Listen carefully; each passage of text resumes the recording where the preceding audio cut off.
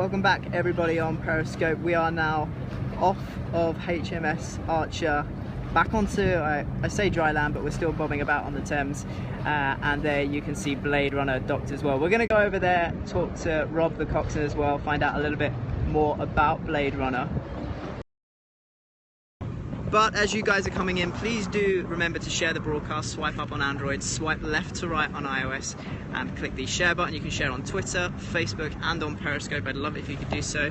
But we're joined by Clive. Clive, do you want to introduce yourself to everybody watching? Yeah, I'm Tech Runner Clive Langmead. I'm part of the Fleet Robotics team for Unmanned Warrior, which is an exercise that's happening in October, actually in Scotland, and for which Bladerunner will be one of the participants. So what we've been seeing today, Bladerunner, which is docked just over there, is one of 40, I believe. Is that right? Yeah, we've got 40 autonomous systems or robotic systems coming up to Scotland for Unmanned Warrior. And basically, it's to test the systems in an operational environment. We have an exercise twice a year called Joint Warrior, and we're putting, as it were, the robots out for trial as the second in the year for Joint Warrior in October, and we're calling that Unmanned Warrior. And the exercise is planned to involve the various autonomous systems.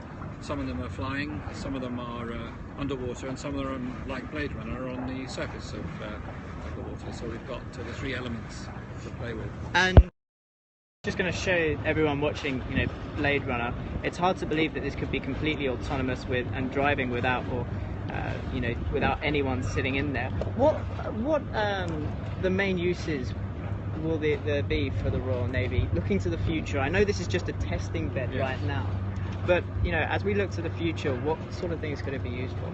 Well, generally, of course, there's a sweep of autonomous systems and a lot of things anyway. We all know about drones. Well, this is used principally to see how well they work on the surface. Obviously, the sea is a fairly tough place, and we've arranged Bladerunner to move at tremendous speeds. We've got a powerful wave countering hull there that goes really fast, and we want to see how the systems work at speed for shadowing other vessels and for keeping an eye open. It's what we call eye star, which is basically reconnaissance, keeping a look on radar and visually, and we're seeing if a robot system can do that better than someone sitting in a boat getting cold. There's lots of people asking questions about the actual craft itself, so I think now would be a good time to kind of walk towards it. So if you do have any questions, I've already seen in there, like I think it was Roman was asking how fast did it go, and people saying is it weaponized. Let's head over and speak to Tony, who is the coxswain of the craft itself, and he'll be able to... of course say that Tony is there as a safety coxswain. The robot craft obviously cannot go up and down the river without a coxswain there making sure it's okay. I mean, it's perfectly capable to, but it's due to restrictions. Absolutely. Well, the London Authority does not have the permissions to do that. Tony, good to meet you. This is something special, huh? Yes, it is. We like it. So tell us a little bit about the craft itself. 11 metres long. It's a stepped hull. Next, race boat. It's got twin 200 race tubes engines on the back. And she goes pretty quick. So there's people saying, how fast can it go? You must get this question all the time. We do, yeah. It can go anywhere between sort of 50, 60 knots. And it's been obviously specially designed, especially with the shape of the hull, to be travelling at those speeds. Is it a bumpy ride? Yes. Yeah. It's quite smooth. It depends on the sea state. But yes, it can be quite smooth. In rougher sea states, just a little bit more bumpy. Lots of people also saying, what sort of things can it be used for? What sort of things can it be used for? Several things, mainly high-speed runs. Stuff that I'm not allowed to comment on. Yeah, there's a lot of secrecy around this. Obviously, it's an unmanned craft, so there's some things that we just can't talk about, but that adds a bit of interest, I think. Yes. So in terms of what is one of the hardest things, both, I don't know how much you can talk about the unmanned, but you were, going around London today. What's one of the hardest things about coxswaining this vehicle and driving it? Particularly on the Thames, it's the lower speeds. She likes to sit at around about 20 knots, which is great. But all the wash that's on the Thames, it's a little bit difficult to control. And I'm guessing extremely bumpy as well. Not extremely, no. Just fair enough.